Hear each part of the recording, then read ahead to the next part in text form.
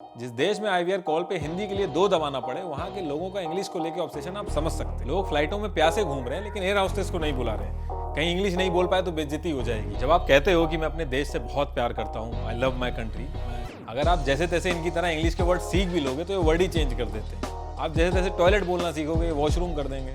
आप very nice बोलोगे, dope कर देंगे। तो कुल मिला के जो क्लास का डिफरेंस है, ये हमेशा मेंटेन करके रखते हैं। इनको बड़ा प्राउड फील होता है कि हमारे स्कूल में तो हिंदी बोलने पे फाइन है। इंडिया एक लौती ऐसी कंट्री है पूरे वर्ल्ड में जहाँ पे अपने बोलने पे लोग फाइन देते हैं और फ्लॉन्ट करते हैं। कोई 3-4 लाइनें रट के घूम रहा है इंग्लिश की, जरूरत पड़ने पे 3-4 लाइनें इंग्लिश की बोल के अपनी इज्जत बचा ले। कोई हिंदी में ही यू नो वट ऐड कर रहा है कि ये एकदम खत्म केस नहीं है, थोड़ी बहुत इंग्लिश हमें भी आती है। इनके साथ तो ऐसा करना चाहिए कि जिस एरिया से ये लोग चुनाव जीते, वहाँ के गवर्नमेंट के स्कूलों में इनके बच्चों को पढ़ना मैंडेटरी कर दें। इंग्लिश बहुत ही इंपॉर्टेंट लैंग्वेज है। एक तो ये ग्लोबल लैंग्वेज है और जब आपको ज़्यादा लोगों तक अपनी बात पहुंचानी होती है तो इंग्लिश का बहुत ही एडवांटेज मिलता है। इंग्लिश की सबसे अच्छी बात यह है कि इस एक लैंग्वेज ने इंडिया के अलग अलग स्टेट्स को यूनाइट किया। इनफैक्ट मैं खुद इंग्लिश सबटाइटल लगाता हूँ, ट्वीट करता हूँ इंग्लिश और हिंदी का यूज़ करके, ताकि ज़्यादा से ज़्यादा लोगों तक मेरी बात पहुँचे।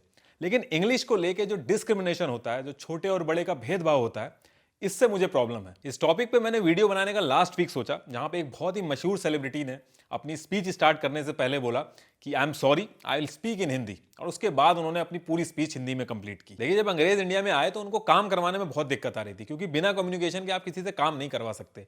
फिर उन्होंने ऐसा फ्रेमवर्क बनाया एजुकेशन में जिसमें हम लोग इंग्लिश सीख सके।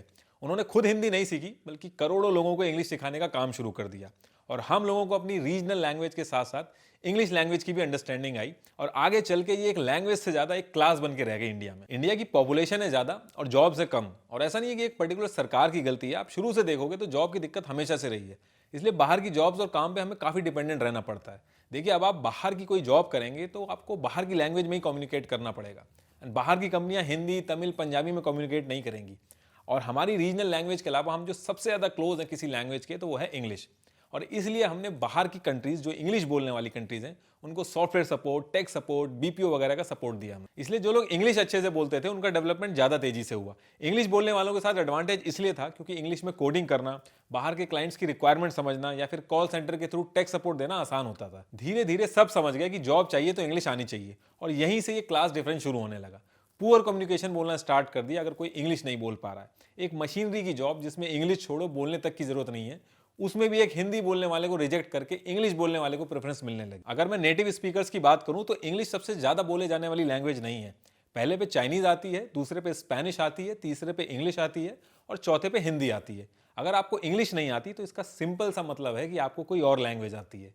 हमारे प्रधानमंत्री यूएन में जाके हिंदी में भाषण देते हैं। इनफैक्ट दुनिया भर के लीडर्स अपनी अपनी लैंग्वेज में भाषण देते हैं, और कोई भी अपनी स्पीच शुरू करने से पहले सॉरी नहीं बोलता। कुछ टाइम के लिए मैं फ्रांस में था, तो वहां पे हर एक चीज फ्रेंच में लिखी होती है, और एक पॉइंट से दूसरे पॉइंट जाने में आपको काफी दिक्कत होती है। और ऐसे टाइम में आप ट्राई करते हो कि एटलीस्ट इंग्लिश, जो कि ग्लोबल लैंग्वेज है, उसी में कम्युनिकेट करो। वहां पे सबको इंग्लिश आती है, एटलीस्ट इतनी तो आती है कि अगर आप मैप में रख के कहो कि हेयर, तो इतना वो समझ जाए। लेकिन उसके बाद भी मेरी कोई हेल्प नहीं कर रहा। तो फिर वहां के जो इंडियंस थे, उन्होंने मुझे सजेस्ट किया कि अगर आपको कुछ पूछना हो तो आप तुपा लॉन्ग ले, ये वर्ड ऐड कर दिया करो, और इसके बाद अगर आप पूछोगे तो आपको हेल्प मिलेगी। और मैंने यही चीज ऐड करी और वहां के लोग मेरी हेल्प करने लगे। इस लाइन का मतलब था कि आपको इंग्लिश आती है। अब आप समझ सकते हो कि इस तरीके से वो अपना कल्चर, अपनी लैंग्वेज को प्रिजर्व करके रखते हैं। ना चाहते हुए भी आज तक ये लाइन उन्होंने मुझे याद करा दी, और एक ऐसा माहौल बना दिया कि फ्रांस में अगर आप हो तो आपको फ्रेंच आनी चाहिए। और ये बात सही भी है कि जिस देश में आप पैदा हुए हो, तो ये एक शर्म की बात है। लेकिन हमारे यहाँ दूसरा माहौल है। लोग हिंदी नहीं आने को फ्लॉन्ट करते हैं कि हम हिंदी में अपना नाम तक नहीं लिख पाते। आप अपने आसपास नोटिस करिए कि जो लोग आपके क्लोज हैं, जो हर चीज में आपकी मदद करते हैं, जैसे कि आपके माँ बाप, आपके दादा दादी, आपकी मेड, सफाई करने वाले, आपकी सोसाइटी का गार्ड, ज्यादातर इन्हीं की इंग्लिश कमजोर होती है। जब आप किसी की खराब इंग्लिश का मजाक उड़ा रहे होते हैं, तो उस टाइम पे आप अपने घर वालों का भी मजाक उड़ा रहे होते हैं, और साथ ही साथ उनका भी मजाक उड़ा रहे होते हैं जो दिन रात आपकी सेवा में लगे हुए हैं। इससे पहले कि मैं आपको आगे बताऊं, इस वीडियो के स्पॉन्सर के बारे में बात कर लेते हैं। अगर किसी भी स्टूडेंट में स्किल और पोटेंशियल है तो उसको जॉब इंटरव्यू लगवाने के लिए किसी पहचान की जरूरत नहीं है। अन अकेडमी ने री लेवल प्लेटफॉर्म इंट्रोड्यूस किया है, जिसमें ब्रांड जैसे कि upGrad, Razorpay, Urban Company hiring करते हैं ऑन द बेसिस ऑफ री level test score. Thousands of vacancy जो हर वीक के साथ डबल हो रही है। ये फ्री ऑफ कॉस्ट टेस्ट है, और इसमें फ्रेशर और एक्सपीरियंस दोनों ही अपीयर हो सकते हैं। इस प्लेटफॉर्म पर currently business development, front end, back end development, data analytics and business analytics test conduct हो रहे हैं। टेस्ट लेने का प्रोसेस एकदम सिंपल है, इसमें कोई डिग्री या स्पेसिफिक कॉलेज की रिक्वायरमेंट नहीं है और आप अपने घर से ही टेस्ट ले सकते हैं क्योंकि ये कंप्लीटली ऑनलाइन है। एक ही दिन में टेस्ट कंप्लीट करके आपको विद इन अ वीक री लेवल टेस्ट स्कोर मिल जाता है, जिसके बेसिस पे हायरिंग कंपनीज आपको रीच आउट करती हैं। फर्स्ट टाइम में अगर टेस्ट क्लियर नहीं हुआ तो आप अच्छे से प्रिपेयर करके 1 मंथ के गैप के बाद फिर से टेस्ट ले सकते हैं। तनिष्क सिंह ने री लेवल टेस्ट में 874 आउट ऑफ 1000 स्कोर करके क्रेड में अपनी हायरिंग पक्की की at the package of 40 lakh per annum. Also on an average re level पे आपको minimum guaranteed salary of 4 lakh per annum for a non technical job and 6 lakh per annum for a technical job मिल सकती है। That's how effective this platform is. तो clear the re level test and and your job hunting with री level. Check out री level, link is in the description. जब आप कहते हो कि मैं अपने देश से बहुत प्यार करता हूँ, आई लव माई कंट्री, तो ये जो रीजनल लैंग्वेजेस हैं ये भी हमारे देश का ही पार्ट है।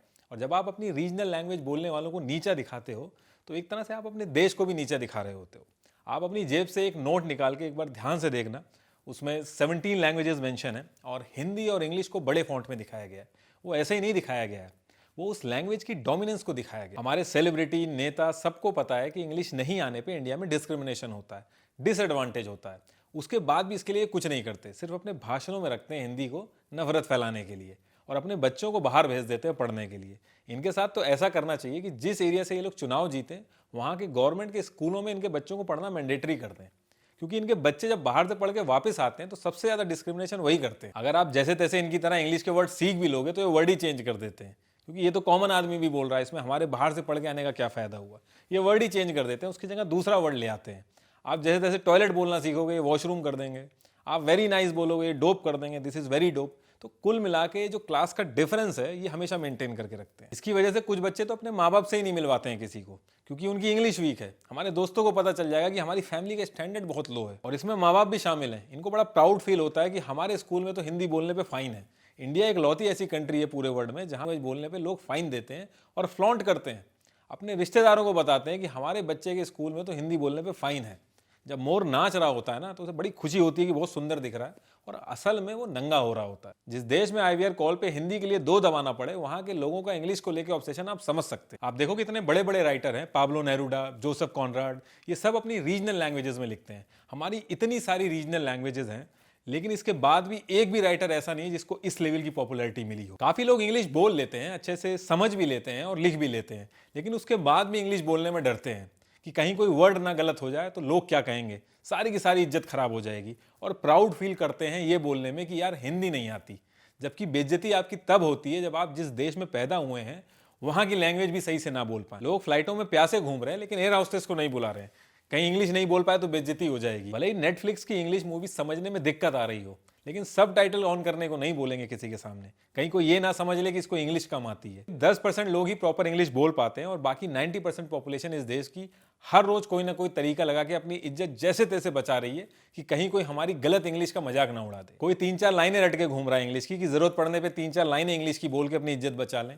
कोई हिंदी में ही यू नो वट ऐड कर रहा है कि ये एकदम खत्म केस नहीं है, थोड़ी बहुत इंग्लिश हमें भी आती है। और ये जितने भी 90% है सब हिंदी में सोचते हैं, हिंदी में सपने देखते हैं, हिंदी में अपने माँ बाप से बात करते हैं, हिंदी सिनेमा पसंद करते हैं, लेकिन अपनी रियल पर्सनैलिटी छुपा के जो वो नहीं है वो बनने की कोशिश करते हैं। और फिर अपने ही देश में हिंदी बोलने से पहले सॉरी बोलना नहीं भूलते। ये लास्ट में मैं यही बोलूंगा कि आपको कभी भी कोई भी प्लेटफॉर्म मिले, कोई छोटा प्लेटफॉर्म मिले या फिर बड़ा प्लेटफॉर्म मिले, आप इंग्लिश में बोलें या फिर किसी और लैंग्वेज में बोलें, या आपकी मर्जी है, लेकिन अगर किसी वजह से आपको हिंदी में बोलना पड़े तो उसके लिए आपको सॉरी बोलने की जरूरत नहीं है।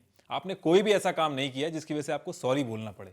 और लास्ट में मैं फिर से वही बात रिपीट करूंगा कि इंग्लिश नहीं आने का मतलब सिर्फ एक ही है कि आपको कोई और लैंग्वेज आती है।